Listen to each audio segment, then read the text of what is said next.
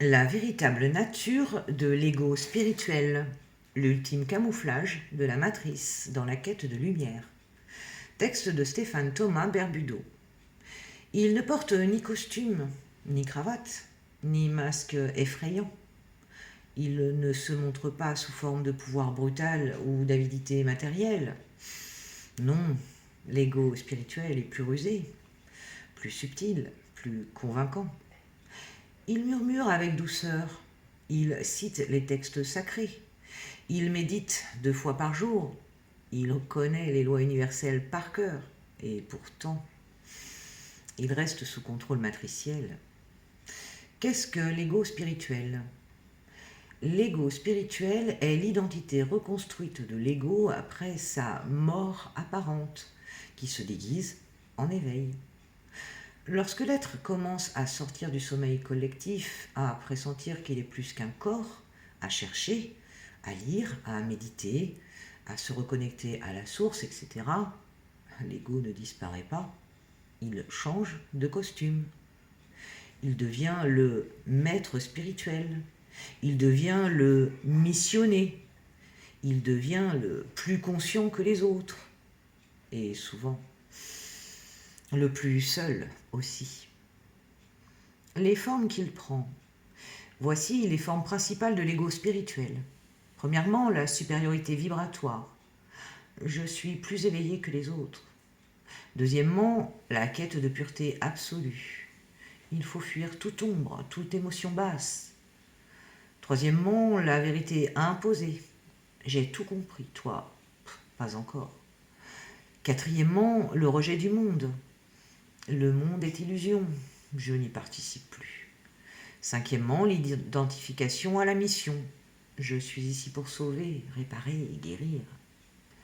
Il peut même devenir trop humble, refuser les compliments, nier toute reconnaissance, tout en attendant silencieusement d'être vu. Comment le démasquer ? L'ego spirituel est difficile à détecter, car il parle le langage de l'âme sans emporter la fréquence.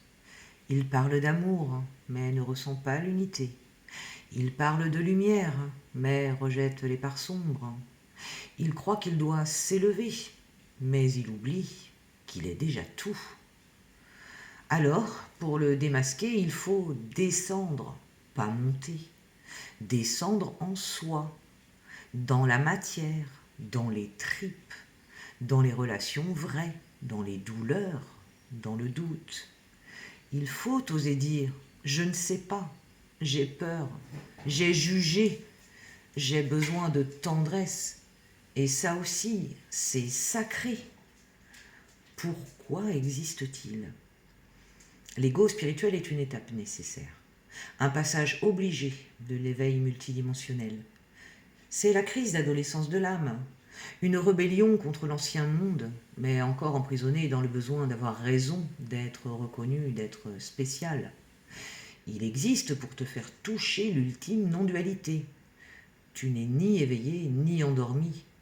Tu es l'espace dans lequel tout cela se déploie. Le piège final. Le piège final de l'ego spirituel est de croire qu'il a fini le chemin, qu'il n'a plus rien à apprendre, qu'il voit tout et que tout le monde dort. Et c'est là qu'il se coupe de l'expérience vivante. Il se retire, il enseigne, mais ne vit plus. La véritable transcendance. Tu transcendes l'ego spirituel le jour où tu ris toi-même avec tendresse, le jour où tu cesses de vouloir être vu, le jour où tu ne cherches plus à t'élever, mais où tu ressens.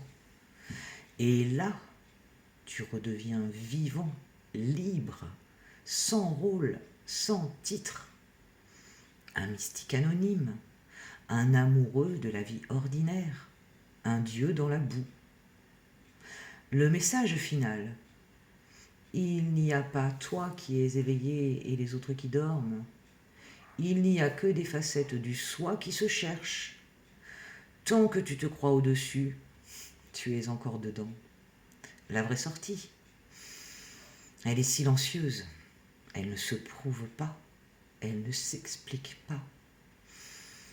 Elle se respire. Rappel. Ne chasse pas l'ego spirituel. Aime-le. Regarde-le. Et dis-lui. Merci de m'avoir protégé. Mais maintenant, je suis prêt à vivre nu.